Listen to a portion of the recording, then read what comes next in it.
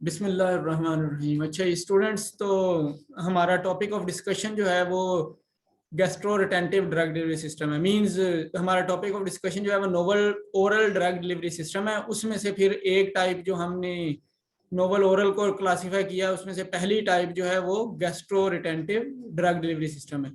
Gastro retentive drug delivery system को हमने थोड़ा सा शुरू में पढ़ा कि ये वो वाला सिस्टम है जिसमें ड्रग डिलीवरी सिस्टम जो है वो gastric phase of the GIT उसमें स्टे करता है। यानी कि गैस्ट्रिक फेज से मुराद हमारा acidic phase of the GIT है। प्राइमरीली मींस स्टमक की बात हो रही है तो स्टमक में रिजाइड करता है, लेकिन गैस्ट्रिक में ड्यूडेनम भी शामिल है, गैस्ट्रिक में एसोफेगस भी शामिल है, गैस्ट्रिक में ओरल कैविटी भी शामिल है। लेकिन ज्यादातर फिर हम क्योंकि गैस्ट्रिक में एसिडिक पीएच को डील करते हैं, मेजॉरिटी में एसिडिक होती है, तो इसलिए हम स्टमक को ज्यादातर कंसीडर करते हैं कि ये हमारा गैस्ट्रिक फेज है।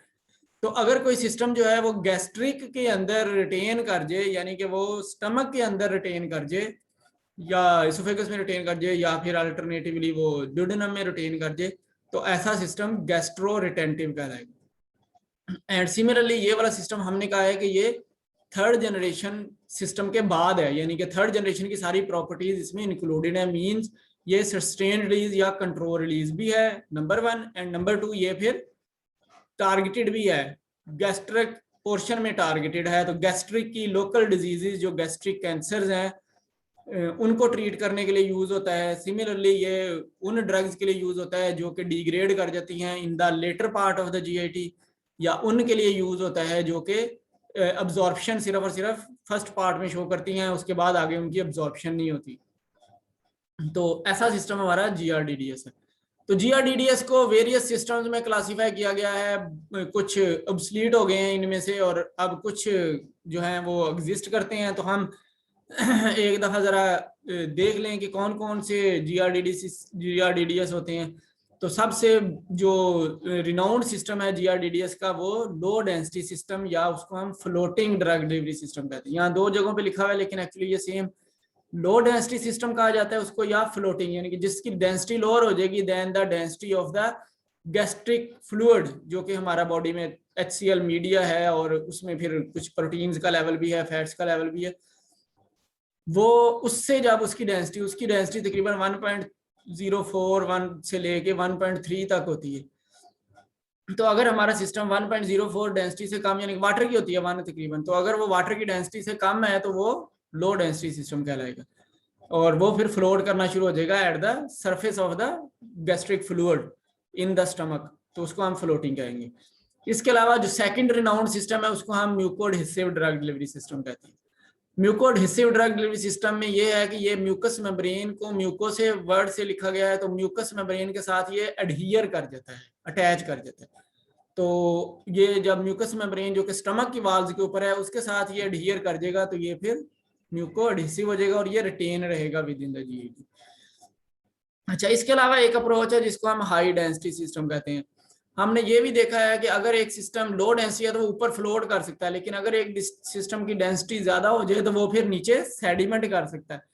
जो नीचे सेडिमेंट कर जाएगा तो फिर भी वो डिलीवरी सिस्टम जो है पेरिस्टाल्टिक मूवमेंट से या मूवमेंट ऑफ जीआईटी फ्लूइड जो है उससे इफेक्ट नहीं होगा, वो उसको वैक्यूएट नहीं कर सकता जो फ्लूइड है, क्योंकि वो फ्लूइड के अंदर आता ही नहीं है, फ्लूइड के नीचे है, या ऊपर है या नीचे है, तो दोनों फेजेस में वो फ्लूइड में नहीं आता। जैसे जैसे आप सस्पेंशन को देख लें तो सस्पेंशन में चाहे क्रीमिंग हो जाए या सेडिमेंटेशन हो जाए तो वो फिर फ्लूइड के साथ नहीं मूव करती, वो सेपरेट ही पड़ी होती है, सेपरेट ही रहती है। तो इसी तरह से हाई डेंसिटी सिस्टम जो होगा वो हाई डेंसिटी सिस्टम भी नीचे सेडिमेंट कर देता है और फिर वो मूव नहीं करता। लेकिन अगर ये आहिस्ता आहिस्ता मूव करता हुआ हमने कहा कि वहां पहुंच जाए जो कि आपका पाइलोरिक स्फिंक्टर कहलाता है, तो ये उसको ब्लॉक कर देता है, तो प्लग टाइप सिस्टम बन जाता है, प्लग बन जाता है। तो प्लग बनने की वजह से ये फिर सिस्टम का डिसएडवांटेज है, तो अब ये नहीं यूज करते, हम डिसकंटिन्यूड है। इसी तरह से एक सिस्टम जिसको हम कहते हैं स्वेलिंग एंड एक्सपेंडेबल सिस्टम, तो ये सिस्टम जो है ये बहुत ज्यादा स्वेल करने की प्रॉपर्टी रखता होता है। तो ये भी स्वेल करके एक इतना बड़ा साइज ले लेता है कि अब ये उस पाइलोरिक स्फिंक्टर से नहीं गुजर सकता। लेकिन ये भी क्योंकि एक दफा पाइलोरिक स्फिंक्टर में जाके अगर ठहर जाएगा तो पाइलोरिक स्फिंक्टर को ये ब्लॉक कर देगा। पायलोरिक स्फिंक्टर ब्लॉक होने से ये भी प्लग लाइक डेवलप होना शुरू हो जाएगा, रिटेन तो रहेगा लेकिन ये भी प्लग लाइक बन जाएगा। तो ये दोनों जो है वो फिर इसलिए डिसकंटिन्यू हो गए। अच्छा, इसके अलावा दो तीन सिस्टम और भी हैं। एक सिस्टम जिसको हम रैफ्ट फॉर्मिंग सिस्टम कहते हैं, ये भी लो डेंसिटी सिस्टम में क्लासीफाई होता है, जो कि फ्लोटिंग हमारा डिलीवरी सिस्टम है। रैफ्ट से मुराद होता है एक सुपरफिशियल लेयर का बन जाना और उसको कवर कर लेना, किसी एक चीज को ऊपर लेयर बना के कवर कर लेना, वो रैफ्ट होता है। तो अगर एक चीज, अगर हमारा डिलीवरी सिस्टम सरफेस जो कि गैस्ट्रिक फ्लूइड की है उसके ऊपर एक लेयर बनाना शुरू कर दे तो वो रैफ्ट फॉर्मिंग, तो लो डेंसिटी की तरह का हो जाएगा। तो इसको, ये भी लो डेंसिटी, ये भी सिस्टम फिर गैस्ट्रिक में रिटेन रहता है। ये भी यूज होते हैं रैफ्ट फॉर्मिंग सिस्टम, लेकिन क्योंकि थोड़ा सा डिसएडवांटेज है इसके, इसलिए ये भी कम यूज होते हैं।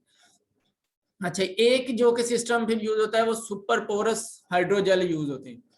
सुपर पोरस हाइड्रोजेल, हम इसी तरह के हाइड्रोजेल हम पढ़ेंगे फ्लोटिंग ड्रग डिलीवरी सिस्टम के भी नॉन एफर्वेसेंट में, तो अलहदा से भी सुपर पोरस डिस्कस कर लेंगे। इनमें ये हाइड्रोजेल हम कहते हैं जो कि वाटर जब वो पेनिट्रेट होता है उनके अंदर, तो वो वाटर की पेनिट्रेशन की वजह से एक स्वोलन और पोरस स्ट्रक्चर ले लेते हैं। तो वो बहुत ज्यादा पोरस स्ट्रक्चर ले लें, एक यूनिफॉर्म पोरस स्ट्रक्चर ले लें, तो वो सुपर पोरस कहलाता है।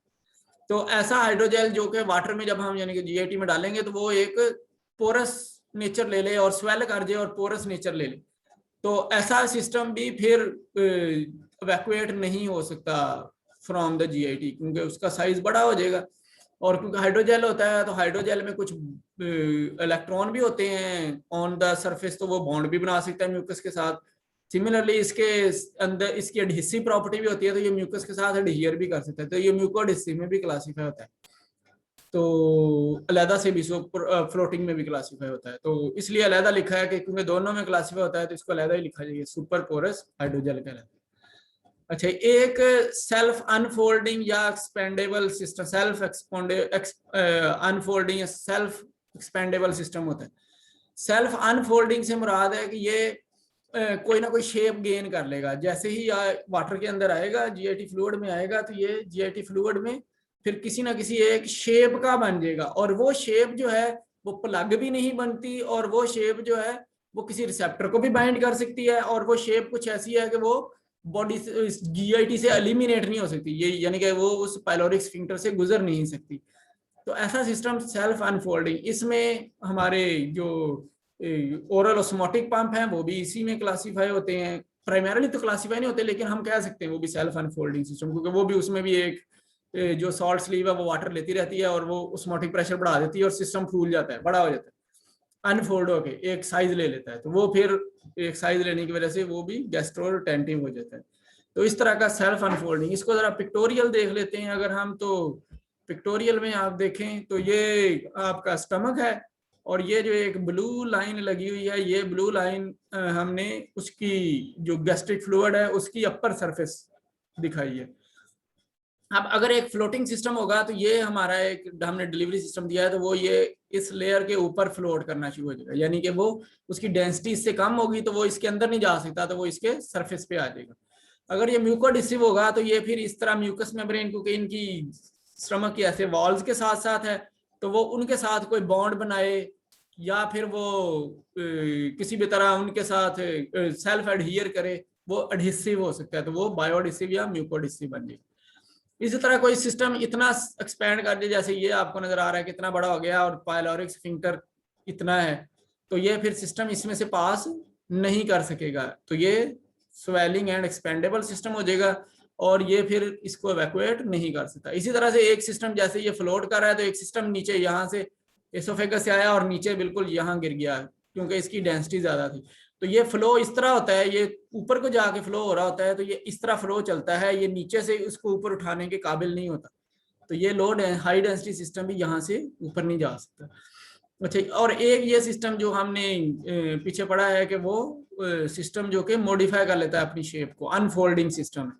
तो आपने कोई टैबलेट वगैरह दी थी, कोई इन ग्रेन्यूल्स दिए थे, तो वो ग्रेन्यूल्स ने इस तरह स्वेल करके ऐसे ring like structure for example बना लिया, स्टार लाइक स्ट्रक्चर बना लिया, हॉलो स्टार, अंदर से वो खाली है, तो ये अगर प्लग भी बनता है यहाँ पे भी जाता है तो अंदर से लिक्विड जा सकता है, तो ये किसी भी तरह से ऑब्स्ट्रक्शन नहीं काज करता, इससे ऑब्स्ट्रक्शन नहीं होती। तो ये हम यूज करते हैं, ये हमारे डिलीवरी सिस्टम है। जैसे मैंने कहा आपको कि इसी में हमारा ओरल ऑस्मोटिक पंप भी आता है, तो वो भी फिर हम यूज करते हैं अपनी डिलीवरी साइंस में। तो ये कुछ पिक्टोरियल आप देखें कि इस तरह से हमारे GRDDS सिस्टम एग्जिस्ट करते हैं। अच्छा, अब हम जरा थोड़ा सा देख लें कि कौन सी ड्रग्स एक्चुअली सूटेबल हैं for developing a gastro retentive drug delivery system. तो उसमें सबसे पहले देखें कि हम, क्योंकि लोकल एक्शन के लिए कहते हैं कि हमने गैस्ट्रिक रिटेंशन करनी है ताकि हम लोकल डिजीजेज को ट्रीट कर सके विद इन द GIT, जो कि आपके स्टमक में हो सकती हैं, ड्यूडेनम में हो सकती हैं, या इलियम जिजनम में हो सकती हैं। उन डिजीजेज को हम कंट्रोल करना चाहते हैं। तो उनमें से एक मेजर जो GIT के डिजीज है वो आपकी H पाइलोरी है।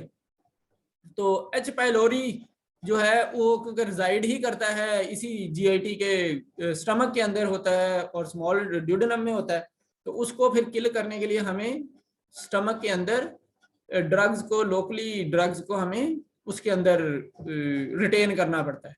तो ऐसे ही एंटीसिड्स हैं, अगर हमने कोई एंटीसिड ड्रग देनी है, जैसे हिस्टामिन रिसेप्टर ब्लॉकर होते हैं, फमोटिडीन वगैरह, तो वो हमने देनी है, तो वो भी हम इसमें GRDDS में दे सकते हैं, ताकि वो, क्योंकि हम एसिड की सिक्रीशन को रोकते हैं और हिस्टामिन रिसेप्टर यहीं पे एग्जिस्ट करते हैं, आगे भी करते हैं लेकिन बॉडी में भी एग्जिस्ट करते हैं, लेकिन यहाँ पे मेनली अगर ब्लॉक हो जाएंगे तो वो फिर यहाँ पे रिलीज नहीं करेंगे, बाकी जगहों पे जहाँ उनकी जरूरत है वहां रिलीज करते रहेंगे। तो इसलिए ज्यादा है प्रॉपर्टी हमें चाहिए कि वो यहाँ पे ब्लॉक हो जाए हिस्टामिन रिसेप्टर्स। तो एंटीएसिड्स जो हैं वो अगर लोकली दिए जाएं तो फिर हम उसको यहीं पे रिटेन कर दें तो हम उससे ज्यादा बेनिफिट ले सकते हैं। इसी तरह से बहुत सी ड्रग्स जो कि फिर एक्टिव ही यहाँ पे हैं, फिर आगे जाके डिग्रेड, जैसे मिजोप्रोस्ट्रोल है, तो ये ड्रग जो है वो जब ये स्टमक से आगे चली जाएगी तो ये डिग्रेड कर देगी। तो अगर आप इसका सस्टेन कंट्रोल रिलीज बनाया हुआ है तो उसको फिर गैस्ट्रोरिटेंटिव होना चाहिए और वो यहीं पे रिलीज करना चाहिए ड्रग को।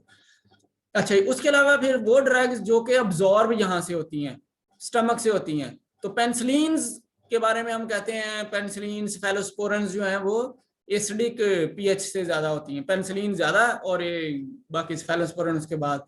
तो अगर हम उनका कोई सिस्टम ऐसा बनाना चाहते हैं तो वो फिर हमें गैस्ट्रो रिटेंटिव बनाना पड़ेगा, ताकि वो, अगर हम सस्टेन रिलीज बनाना चाहते हैं तो वो गैस्ट्रो रिटेंटिव।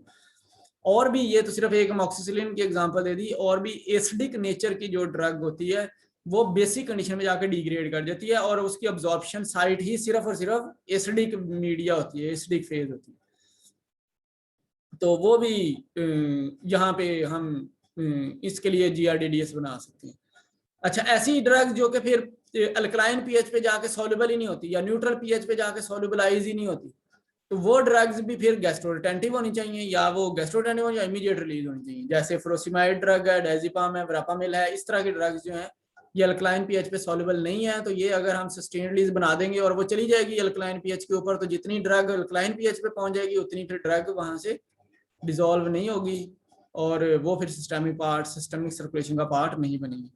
ऐसे ही जिनकी नैरो विंडो ऑफ अब्जॉर्प्शन वैसे ही होती है कि वो ड्रग सिर्फ और सिर्फ नैरो एक ही जगह से अब्जॉर्ब होती हैं, एक ही फेज से अब्जॉर्ब होती हैं, तो उनको भी हम इसी से देते हैं। तो एंटी कैंसर ड्रग्स जितनी भी हैं वो ड्रग्स का यही प्रॉब्लम है कि वो उनकी अब्जॉर्प्शन बहुत नैरो होती है, तो इसलिए वो ओरल नहीं बनाई जाती। दूसरा, वो ओरल में एसिड में डिग्रेड भी होती हैं, एक तो एसिड कंडीशन में डिग्रेड होती हैं और दूसरा उनकी फिर अब्जॉर्प्शन भी सिर्फ और सिर्फ ड्यूडेनम में से हो सकती है, इसके अलावा उसकी अब्जॉर्प्शन नहीं होती कहीं से। तो वो प्रॉब्लम बन जाती है कि हम उनको फिर ओरली नहीं दे सकते, या तो हम बहुत ही कंट्रोल किस्म का सिस्टम बनाए, जो कि अब हमने बना ली है एक्चुअली, लेकिन बहुत ही कंट्रोल किस्म का बनाए तो यूजुअली वो पेरेंटल ही थेरेपी आ रही थी। अब इंटरनेशनली तो आ रही है, पाकिस्तान में भी आ जाएगी आहिस्ता आहिस्ता। तो ऐसी ये सारी ड्रग्स जो हमारी एंटी कैंसर हैं वो normally narrow window of absorption रखती हैं और डिग्रेड भी होती हैं, तो उनको फिर हम GRDDS के लिए यूज करते हैं। ड्रग्स जो कि फिर GIT ट्रैक में से रैपिडली अब्जॉर्ब होती हैं, ऐसी ड्रग्स जो कि यहाँ से रैपिडली अब्जॉर्ब होती हैं, उन ड्रग्स को भी हम नॉर्मली रिटेन कर देते हैं विद इन गैस्ट्रिक फेज, ताकि जितनी ड्रग हम रिलीज करें उतनी वो इमीडिएटली अब्जॉर्ब हो जाए और पूरी बायो अवेलेबल हो जाए। अगर हम उनका ऐसे चला देंगे आगे तो वो ड्रग फिर आगे लार्जर पीएच पे चली जाएगी तो वहां पे फिर वो हो सकता है कंप्लीटली अब्जॉर्ब ना हो, तो जैसे मेट्रोनिडाजोल और टेट्रासाइक्लिन क्लास की। अच्छा, जो ड्रग्स फिर आगे बैक्टीरिया से या माइक्रोबियल फैक्टर से डिग्रेड हो जाती हैं, उन ड्रग्स के लिए भी फिर हमारा GRDDS है। जैसे मैंने आपको H2 रिसेप्टर ब्लॉकर का कहा था, ये आगे जाके एक तो हमें चाहिए इनका एक्शन यहीं पे GIT में, स्टमक में, और दूसरा ये आगे जाके डिग्रेड भी हो जाती है। ऐसे ही अगर हमारा सस्टेन रिलीज सिस्टम मेटफॉर्मिन का है तो मेटफॉर्मिन भी कोलोन में जाके डिग्रेड होना शुरू हो जाती है। तो मेटफॉर्मिन का भी sustain control is gastro retentive हो तो वो बेटर आइडिया है than a conventional control release drug system.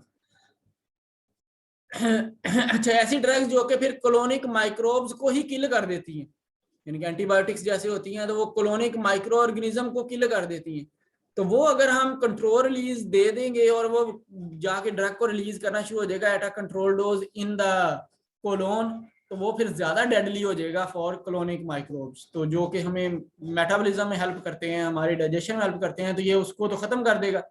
तो वो उनको खत्म करके फिर एक नई डिजीज शुरू हो जाती है जिसको हम IBD डिजीज कहते हैं। तो IBS मेनली क्लास है, तो IBD डिजीज उसको कहते हैं।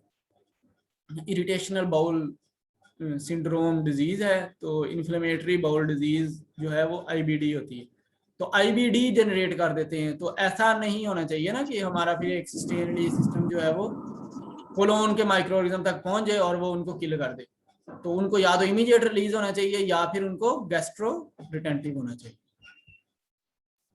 अच्छा, अब जब हम फिर ये सब पढ़ लिया है कि हमें गैस्ट्रिक फेज में उसको रिटेन रखना है, तो उसके लिए फिर हमें रिटेन रखने के लिए GIT मोटिलिटी को इन कंसिडरेशन लेके आना है कि GIT मोटिलिटी भी हम देखें। एक तो हमने देख लिया रेजिडेंस टाइम इतना है, उसी बेस पे हमने एब्जॉर्प्शन विंडो का कंसेप्ट लिया। अब सेकेंडली जो GRDDS के लिए जरूरी होता है वो GIT की मोटिलिटी होती है। मोटिलिटी से मुराद है कि GIT की मूवमेंट है, जो कि उसके अंदर कंट्रैक्शन हो रही है, रिलैक्सेशन हो रही है, वो उसकी मोटिलिटी कहलाती है। तो मोटिलिटी जो है वो स्मूथ मसल्स जनरेट करते हैं, जो smooth muscles part of membrane है आपके स्टमक के, वो आपकी GIT में मोटिलिटी जनरेट करते हैं। तो स्मूथ मसल्स के दरमियान गैप्स होते हैं, ये गैप्स और स्मूथ मसल जो है वो आपस में फिर जब ये रिलैक्स करेगा तो वो गैप को फिल करना शुरू हो जाएगा, फिर जब गैप में प्रेशर बढ़ जाता है तो ये उसको फिर कंस्ट्रिक्ट कराना शुरू होता है, उसको दबाना शुरू हो जाता है। तो गैप जंक्शन और स्मूथ मसल जो हैं ये दोनों मिलके एक वेव बनाते हैं GIT में। कोई ये ऐसा स्टिमुलस ऊपर से नहीं आता ब्रेन से कि ये स्टिमुलस है, ये सिर्फ स्मूथ मसल्स और गैप्स के जंक्शन होते हैं, जो कि किसी भी ब्रेन के, एक्चुअली तो स्मूथ मसल को तो ब्रेन का ही सिग्नल आता है फॉर रिलैक्सेशन एंड कंट्रैक्शन, तो वो जब वो स्मूथ मसल कंस्ट्रिक्ट कर रहा होता है या रिलैक्स कर रहा होता है तो उसको ये गैप जंक्शन जो है मॉडिफाई करके एक वेव की फॉर्म बना देते हैं। तो वेव लाइक यानी कि यूं यूं यूं यूं करके एक वेव चलना शुरू हो जाती है लिक्विड की। जैसे मैंने स्टमक आपको दिखाया था तो उसके ऊपर भी एक वेव जो बनाई है वो इस तरह से एक वेव लाइक बनाई है। वो वेव लाइक इसलिए बनाई है ताकि आपको पता लगे कि इसमें कोई ऐसे वेव लाइक एक्टिविटी चल रही है। वो वेव लाइक एक्टिविटी जो है वो मोटिलिटी होती है और वो smooth muscles with gap junctions generate कर रहे होते हैं। तो ये मूव जो मसल जो है वो एक्चुअली सब यूनिट जो होते हैं वो मूव करते हैं और वर्क करते हैं in the form of a tonic, यानी कि एक फोर्स के तौर पे, या उसको हम फेजिक फैशन कहते हैं। फेजिक फैशन में या टॉनिक के तौर पे मूव करते हैं। तो ये जो टॉनिक होता है ये दो तरह का होता है, एक तो टॉनिक कंट्रैक्शन होती है और एक फेजिक कंट्रैक्शन होती है। तो दो तरह की कंट्रैक्शन हो रही होती हैं, टॉनिक कंट्रैक्शन और फेजिक कंट्रैक्शन। तो टॉनिक जो कंट्रैक्शन है उसमें हम कहते हैं कि ये टॉनिक कंस्ट्रक्शन जो है ये स्फिंक्टर्स को, GIT के स्फिंक्टर्स को और इंटीरियर स्टमक को जो है वो कंस्ट्रिक्ट कराना शुरू करती हैं और ये काफी देर तक ये वाली कंट्रैक्शन जारी रहती है। यानी शुरू में जो पहला फेज होता है वो कंट्रैक्शन जारी रहती है, बहुत देर तक कंट्रैक्शन होती रहती है। ये टॉनिक कंट्रैक्शन है जो कि पूरे इंटीरियर स्टमक में, और स्फिंक्टर्स जो कि ट्रैक्ट का हमारे स्फिंक्टर्स हैं उन स्फिंक्टर्स पे, स्फिंक्टर्स भी दब रहे होते हैं, बंद हो रहे हैं, स्टमक भी जो है वो कंस्ट्रिक्ट कर रहा है। तो ये टॉनिक कंट्रैक्शन होती है। ये तकरीबन 1 घंटा 2 घंटे ऐसे ही रहता है। टॉनिक कंट्रैक्शन में। उसके बाद एक फेजिक कंट्रैक्शन आ जाती है, ये एक बहुत छोटा पीरियड होता है, तो जिसमें फिर रिलैक्सेशन, ये जो कंस्ट्रिक्ट हुआ होता है टॉनिक कंस्ट्रिक्शन, ये रिलैक्स करता है और फिर दोबारा कंस्ट्रिक्ट करता है, रिलैक्स करता है, गैप जंक्शन में जाता है, गैप जंक्शन वापस पुश करते हैं तो ये दोबारा कंस्ट्रिक्ट करता है। तो ये फेज में कंस्ट्रिक्शन फिर हो रही होती है, जैसे रिलैक्स करेगा, रिलैक्स करने से गैप में जाएगा, गैप का प्रेशर वापस इसको कंस्ट्रिक्ट कराएगा। तो ये फेज में एक दफा रिलैक्सेशन, फिर एक दफा कंस्ट्रिक्शन, फिर रिलैक्सेशन, एक दफा फिर कंस्ट्रिक्शन होना शुरू हो जाती है। तो ये जो फेज है ये एंड पे पार्ट में, यानी कि नीचे वाले पार्ट में स्टमक के शुरू होता है और फिर आगे स्मॉल इंटेस्टाइन में मूव हो जाता है। तो नॉर्मली ये जनरेट जो होता है वो स्टमक से होता है और फिर ये स्मॉल इंटेस्टाइन में कैरी कर जाता है। तो स्टमक में ये जनरेट होने की वजह से स्टमक में भी जो फ्लूइड है उनकी मूवमेंट बिल्कुल इस तरह से हो जाती है जैसे एक वेव मूव कर रही है। तो अगर इनमें फिर ये जो दोनों कंट्रैक्शन है ये जीआईटी की मोटिलिटी जनरेट करती हैं। तो ये एक नॉर्मल टाइप ऑफ मोटिलिटी होती है कि बहुत देर तक कंट्रैक्शन रहती है और फिर एक वेव आती है जो कि कंट्रैक्शन की भी होती है और रिलैक्सेशन की भी होती है। तो मोटिलिटी अगर ज्यादा हो तो इसको हम hyper motility, over active motility हो तो वो कहलाती है हाइपर मोटिलिटी, और अगर मोटिलिटी जो है वो कम हो, ये यानी कि मूव इसकी कम हो, मूवमेंट जो फेजिक और टॉनिक कॉन्ट्रैक्शन की है ये कम हो, तो इसको हाइपर मोटिलिटी कहते हैं। मीन्स टू से टॉनिक कंट्रैक्शन का टाइम बहुत ज्यादा बढ़ जाए और फेजिक कंट्रैक्शन का टाइम बहुत कम हो जाए तो ये हाइपोमोटिलिटी होती है। और अगर ये टॉनिक का कंट्रैक्शन का टाइम कम हो जाए और फेजिक कंट्रैक्शन का टाइम बढ़ जाए तो ये हाइपर मोटिलिटी होती है। तो अगर हाइपर मोटिलिटी हो जाएगी तो कंटेंट्स ऑफ स्टमक जो है वो स्पीड के साथ मूव करना शुरू हो जाएंगे स्मॉल इंटेस्टाइन में, लार्ज इंटेस्टाइन में, तो इससे डायरिया हो जाएगा या वो एंटी पेरिस्टाल्टिक मूवमेंट शुरू हो जाएगी, वोमिटिंग हो जाएगी। तो अगर ये बहुत कम मूव कर जाए तो फिर कॉन्स्टिपेशन हो जाएगी। तो कॉन्स्टिपेशन में भी फिर नीचे को नहीं मूव करेगा, डायरिया में भी नीचे को मूव बहुत करेगा और फिर वापस भी रिफ्लेक्स आएगा। कॉन्स्टिपेशन में जब नीचे मूव ही नहीं कर रहा, आगे से ब्लॉकेड है कोई लेस लिक्विड की वजह से, तो वो फिर बाहर को आना शुरू हो जाएगा, वापस एंटी पेरिस्टाल्टिक आना शुरू हो जाएगा, तो उससे फिर वॉमिटिंग होती है। तो ये दोनों केसेस में चाहे हाइपर मोटिलिटी है या हाइपर मोटिलिटी है तो ये दोनों एब्डोमिनल पेन काज कर सकती हैं, दोनों जो है वो इस तरह या डायरिया या कॉन्स्टिपेशन काज कर सकते हैं। जिनको कोई डिजीज होगी जीआईटी में किसी भी तरह की मोटिलिटी से रेलिवेंट, तो वो फिर कभी डायरिया में कभी कॉन्स्टिपेशन में, यानी कभी हाइपर मोटिलिटी होगी तो डायरिया हो जाएगा, कभी हाइपर मोटिलिटी हो जाएगी तो उनको कॉन्स्टिपेशन होना शुरू हो जाएगी।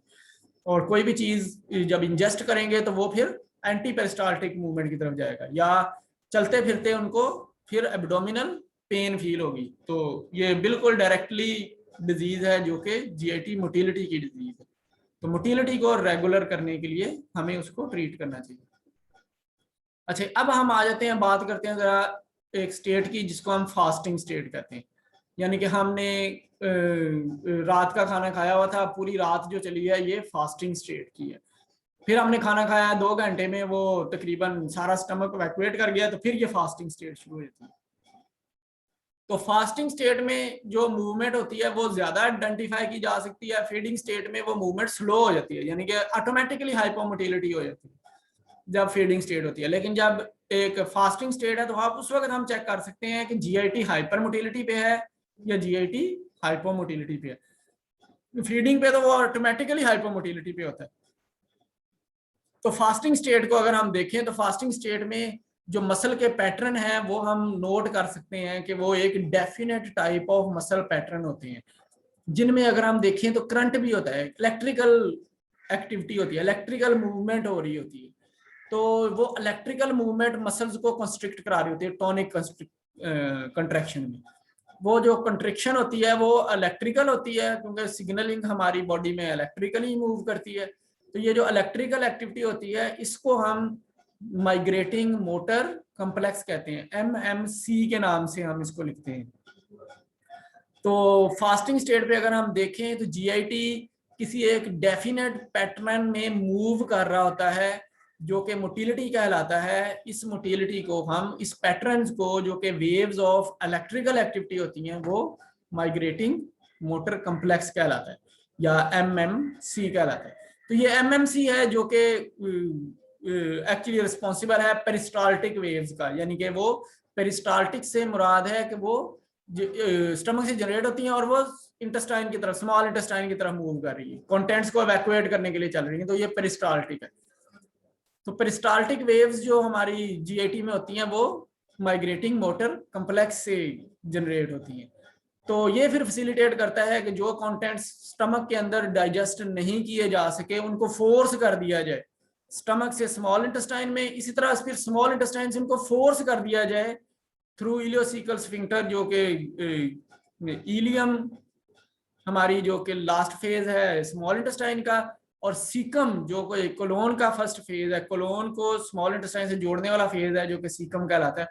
तो इनके दरमियान जो जंक्शन होता है, स्फिंक्टर होता है, उसको इलियोसिकल स्फिंक्टर कहते हैं। तो इलियोसिकल स्फिंक्टर से फिर सीकम में ये मूव कर देते हैं, तो सीकम में ये खत्म हो जाती हैं पेरिस्टाल्टिक वेव्स। सीकम से फिर आगे जो कोलोन में मूवमेंट होती है वो एक प्रेशर से होती है, वो प्रेशर जो है वो ऑस्मोटिक प्रेशर होता है, ऑस्मोटिक प्रेशर उनको कोलोन के अंदर मूव करवा रहा था। तो कोलोन में आप स्पीड तेज नहीं कर सकते उसकी, कोलोन में वो ऑटोमेटिकली एक प्रेशर के साथ चलता रहता है। तो अगर लिक्विड सीकम में अंदर चला जाएगा तो उसके ऊपर प्रेशर जो है वो बहुत ज्यादा होगा, क्योंकि पीछे से एक फोर्स लगी है, तो लिक्विड बहुत तेजी के साथ फिर कोलोन को भी क्रॉस कर देगा। लेकिन अगर ये सॉलिड कंटेंट्स हैं तो उनके ऊपर फिर स्लो होगा और एक कांस्टेंट स्पीड के साथ कंटेंट्स यहाँ से मूव करते जाएंगे। तो इसका मतलब है पेरिस्टाल्टिक वेव्स जो हैं वो स्टार्ट होती हैं स्टमक से और ये कैरी करती हैं up to small intestine till ileocaecal sphincter. तो ये एमएमसी जो है वो हर तकरीबन 1.5 घंटे बाद शुरू हो जाती है दोबारा, यानी कि आप कहें कि एक एमएमसी की वेव जो है वो 90 मिनट्स की होती है, फास्टिंग पे 90 मिनट्स की होती है, और ये जिनमें फिर हाइपोमोटिलिटी होती है उनमें ये 230 मिनट्स तक की भी होती है।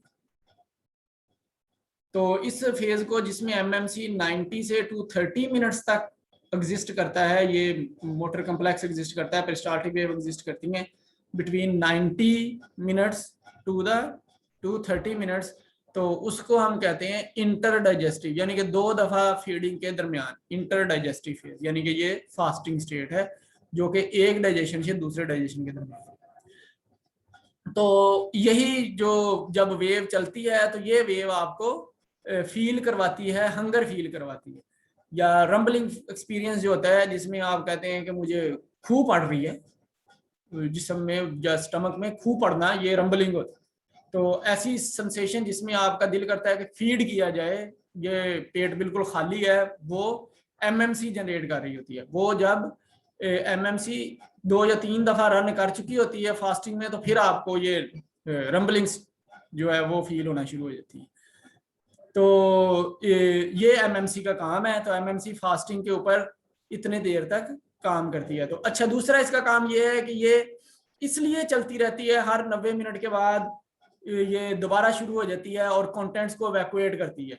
तो कंटेंट्स इवैक्यूएट कर देती है ना, लिक्विड इवैक्यूएट कर देती है 90 मिनट्स में, सारे का सारा 1 to all सफाई कर देती है स्टमक के अंदर, फिर वो नया लिक्विड उसमें फिल होना शुरू हो जाता है। तो ये इसका ये काम इसलिए है क्योंकि इसने बैक्टीरिया की ओवर ग्रोथ नहीं होने देनी with in the stomach and small intestine. तो स्टमक और स्मॉल इंटेस्टाइन में से जितने भी माइक्रो ऑर्गेनिज्म एग्जिस्ट करते हैं उनको उठा के इसने कोलोन में फेंकना होता है कि वो यहाँ पे इनका कोई काम नहीं है, कोलोन में चले जाए, तो कोलोन में भेजना होता है। तो ट्रांसपोर्ट करने के लिए ये स्मॉल इंटेस्टाइन से लार्ज इंटेस्टाइन तक पहुंचाती है हमारी एमएमसी, और इसी तरह से ये इनहिबिट करती है कि कोलोन के बैक्टीरिया जो है वो वापस आ जाए, या कोलोन के कंटेंट्स इलियोसिकल स्फिंक्टर से, एक्चुअली तो स्फिंक्टर होता है ये बंद होता है, लेकिन फिर भी अगर कोई फोर्स लगेगी तो स्फिंक्टर थोड़ा सा लूज हो जाता है, तो वापस आना शुरू हो जाते हैं। तो वापस नहीं आने चाहिए, कोलोन के कंटेंट वापस ना आए, इसलिए भी ये एमएमसी कंटिन्यूअसली वर्क करती रहती है। तो अगर एमएमसी में कोई मसला हो जाए, प्रॉब्लम हो जाए, तो फिर ये होता है कि इंटेस्टाइनल बैक्टीरिया की ओवरग्रोथ हो जाती है, और इवन वो ओवरग्रोथ जो है वो स्टमक में भी नजर आती है और फिर वो स्मॉल इंटेस्टाइन में भी नजर आती है। और यही ओवरग्रोथ जो फिर अगर स्मॉल इंटेस्टाइन और स्टमक में नजर आ रही है तो इट मींस के कोलोन में इनकी ग्रोथ बहुत ज्यादा होगी। तो जितनी फिर उनमें ज्यादा होगी तो फिर वो कोलोन की डिजीजेस होने के चांसेस बढ़ते जाते हैं। स्टमक के भी और स्मॉल इंटेस्टाइन की डिजीज तो होती हैं, कोलोन की, क्योंकि वहां से तो हम ड्रग दे के ट्रीट कर लेते हैं, कोलोन को फिर प्रॉब्लम हो जाती है, कोलोन की डिजीजेस फिर कंट्रोल करना डिफिकल्ट हो जाता है। वहां पे अगर इतने ज्यादा ओवरबर्डन हो जाए तो वो फिर आपकी किसी की भी जो कोलोन की अंदर की मेम्ब्रेन है उसको डैमेज करना शुरू हो जाएगी। तो डैमेज ऑफ द मेम्ब्रेन फिर एक्चुअली वहां पे हीलिंग प्रोसेस इनिशिएट करेगी, and that healing process in micro organism की वजह से इम्पेयर्ड होगा। इम्पेयर्ड होने की वजह से फिर वो कैंसर की फॉर्म लेना शुरू होता है। कॉलोनिक कैंसर इसलिए डेवलप होना शुरू होता है क्योंकि प्रोलिफरेशन शुरू हो जाती है। तो बैक्टीरियल ओवरग्रोथ फिर नहीं होने देती, ये एमएमसी नहीं होने देती। और अगर इसी में प्रॉब्लम है तो फिर ये सारी डिजीज में, ये जीआईटी की डिजीजेज जो है वो सारी फिर इसी से जनरेट होती है। अच्छा, इसको फिर जो ये एमएमसी है अगर हम इसको डिस्क्राइब करें तो ये 4 फेजेस में एमएमसी मूव करती है, जो मैंने आपको बताया 90 से 230 मिनट्स तक की होती है। तो मेनली ये स्टमक से राइज करेगी, लेकिन कुछ राइज इसका स्मॉल इंटेस्टाइन से यानी कि ड्यूडेनम से या जिजिनम एंड से भी होता है। वो जो है वो 25% तक होता है, लेकिन 75% तक ये स्टमक से ओरिजिनेट होती है और ये ट्रेवल करती है टिल इलियम। तो इसमें जो 4 फेज होते हैं उसमें सबसे पहला फेज जो है वो एक साइलेंट फेज कहलाता है। तो यहाँ पे ये मैंने आपको ये बनाया है। तो ये जो है फेज 1 ये तकरीबन 1 घंटे का होता है। 1 घंटे तक ये क्विसेंट फेज है, कोई एक्टिविटी नहीं है। ये लाइन लगाई है ना, तो ये बिल्कुल क्विसेंट फेज है, इसमें कोई एक्टिविटी नहीं हो रही होती। तो 40 to 60% ऑफ द टाइम जो है वो ये फेज 1 में रहती है एमएमसी, यानी कि कोई एक्टिविटी नहीं हो रही, बिल्कुल साइलेंट है, क्विसेंट है। यहाँ से फिर वो अलग दूसरी फेज में चलना शुरू होता है।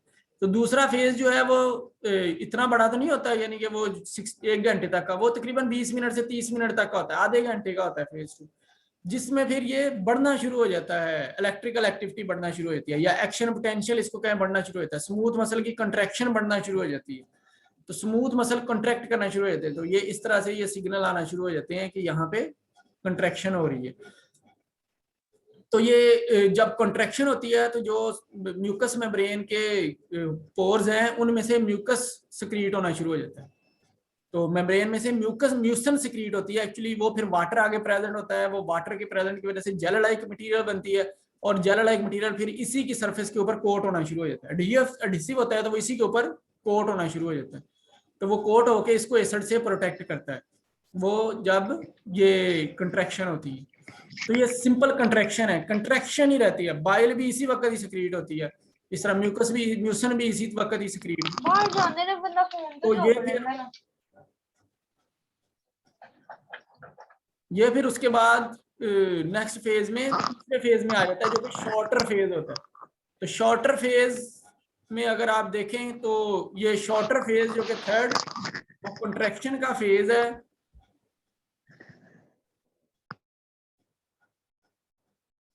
वो कंट्रैक्शन उसमें हो रही है बहुत ज्यादा, एक्सेसिव कंट्रैक्शन होती है, क्योंकि बहुत ज्यादा इलेक्ट्रिकल एक्टिविटी स्टार्ट हो जाती है, और फिर मैकेनिकल एक्टिविटी से मुराद है कि वो रिलैक्स कर रहा है, रिलैक्स करके फिर वो गैप जंक्शन उसको दोबारा से कंस्ट्रिक्ट करना शुरू हो जाती है। तो बहुत ज्यादा फोर्स ऑफ कंट्रैक्शन स्टार्ट हो जाती है, और वो इलेक्ट्रिकल एक्टिविटी जो है वो पीक पे चली जाती है। तो ये बहुत ही छोटा टाइम है, यानी कि ये 5 से 10 मिनट तक का होता है, 5 to 10% का होता है, यानी कि 10 से 20 मिनट तक ये एक्टिविटी रहती है। तो यहां से फिर बहुत हाई इलेक्ट्रिसिटी से यकदम फिर ड्रॉप आना शुरू होता है, वो फेज 4 आ जाता है। तो फेज 4 को हम डिक्लाइनिंग एक्टिविटी कहते हैं, जो कि फिर डिक्लाइन करता है, इतनी ज्यादा कंट्रैक्शन यकदम रिलैक्सेशन में आना शुरू होती है, कम होना शुरू होती है, और अल्टीमेटली ये फिर फेज 1 में आके 0 हो जाती है, खत्म हो जाती है। तो ये सारे का सारा फेज जो है वो 1.5 घंटे का तकरीबन होता है, 1.5 घंटे से थोड़ा सा ज्यादा। तो नॉर्मली 1.5 घंटे तक ये एक एमएमसी जो है वो फेज कंप्लीट हो जाता है। तो इस तरह से एक जो पेरिस्टाल्टिक वेव है वो चलती है from stomach till the small intestine, till the caecum, actually large intestine के फर्स्ट पार्ट तक। तो वहां तक ये एक वेव चलती है, इसको हम माइग्रेटिंग मोटर कॉम्प्लेक्स कहते हैं। तो जीआईटी में से एवैक्यूएट कराना, स्टमक में से और स्मॉल इंटेस्टाइन में से एवैक्यूएट जो करवाता है वो हमारा यही एमएमसी होता है। तो एमएमसी एवैक्यूएट करा के कंटेंट्स को आगे ले जाता है to the large intestine, caecum में। तो यहाँ तक आज का हमारा लेक्चर। तो इसके बाद हम अगले लेक्चर में फिर जीआरडीडीएस का फर्स्ट सिस्टम जो कि फ्लोटिंग ड्रग, अब हम कोर्स कंटेंट के अकॉर्डिंग सारे सिस्टम थोड़ा थोड़ा जिक्र तो करेंगे, लेकिन डिटेल में वही डिस्कस करेंगे जो हमारे कोर्स का पार्ट है। तो कोर्स कंटेंट में हमारे पास जो है वो फ्लोटिंग ड्रग डिलीवरी सिस्टम है, इस तरह म्यूकोएडहेसिव ड्रग डिलीवरी सिस्टम है, सुपरपोरस, रैफ्ट फॉर्मिंग, ये हाई डेंसिटी, सिमिलरली एक्सपेंडेबल, ये हमारे कोर्स का हिस्सा नहीं है। हाँ, शेप सिस्टम है वो, उसमें हमारा ओरल ऑस्मोटिक पंप है, तो वो हम ओरल ऑस्मोटिक पंप अलग से पढ़ेंगे। तो इनमें से फिर हम दो ये सिस्टम जो कि फ्लोटिंग और म्यूकोएडहेसिव है, ये जरा डिटेल से और बाकी जरा सुपरफिशियली डिस्कस करेंगे। तो नेक्स्ट लेक्चर जो कि ट्यूसडे को इंशाल्लाह होगा, उसमें फिर हम फ्लोटिंग ड्रग डिलीवरी सिस्टम से स्टार्ट करेंगे। तो बच्चों अगर कोई क्वेश्चन है तो वो पूछें, और माइक को म्यूट रखा करें, अगर कोई क्वेश्चन है तो फिर माइक ऑन किया करें। इसी तरह वीडियो भी, तो लॉक लगाएं मोबाइल के ऊपर, यानी कि लॉक होना चाहिए मोबाइल, वो ड्यूरिंग आपके, जब तक आप लॉक ना ओपन करें तो आप उसको कुछ ना कर सकें। तो इस तरह से फिर वो जो आप का कभी कभी हो जाता है ना, खुद से कैमरा ऑन हो गया या खुद से वो हो गया, वो कहीं टच होने से होता है, तो वो नहीं होगा। चलिए अच्छा बच्चों, ओके, फिर अल्लाह हाफिज, इंशाल्लाह मीट यू ऑन ट्यूसडे। अपना ख्याल रखें, अल्लाह हाफिज।